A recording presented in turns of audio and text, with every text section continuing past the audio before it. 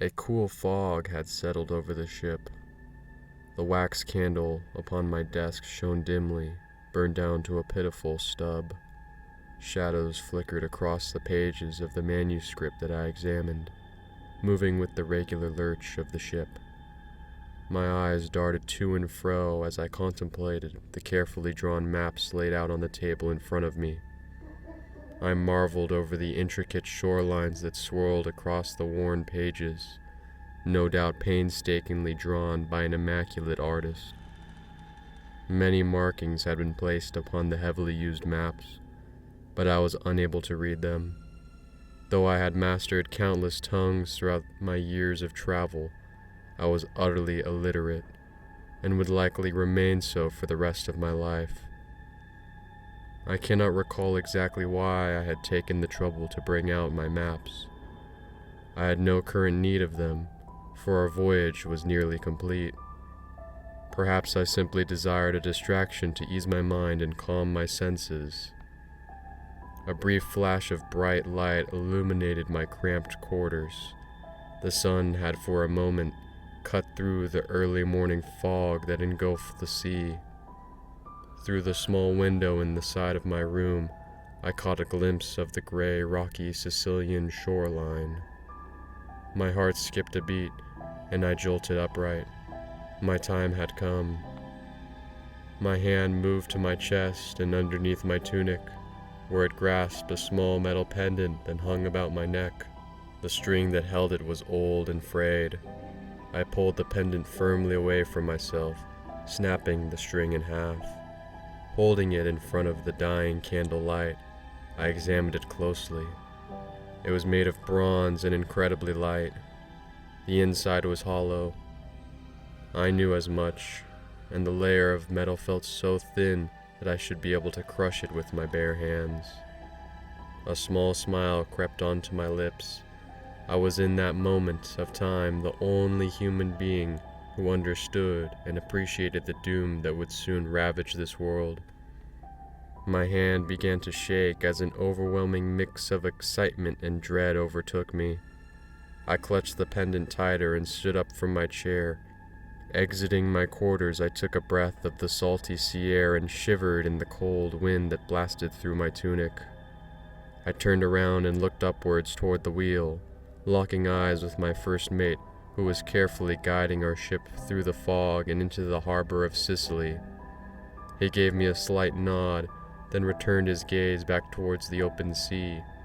A feeling of guilt clouded my mind.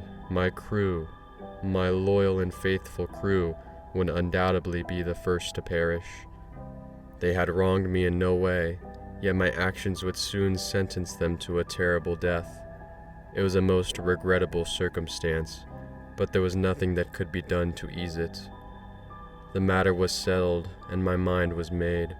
I would not back away now. I walked to the bow of the ship and peered out over the edge. Mist sprayed my body and drenched my clothes, chilling me to the bone. My grip on the pendant loosened. I held it in my palm and looked down at it once more. Such a price I had paid for this small trinket, but it would soon prove its value. I was confident of that. Every scrap of gold and silver, every small thing of worth I had ever owned, I had sacrificed for this pendant. In a distant land I had purchased this thing of evil. The old witch had cackled intensely as she forged it, chanting in ancient tongues and summoning devils of flame and shadow to complete her unholy ritual. If I had been unsure before, no doubt had remained in my mind after I witnessed the horrific, demonic spell that created this bronze pendant. Her price had been gladly paid. Now the moment of reckoning had arrived. For too long I had been shoved down and stamped into the dust by lords and nobles and kings. For too long I had been denied the success and riches that were rightfully mine.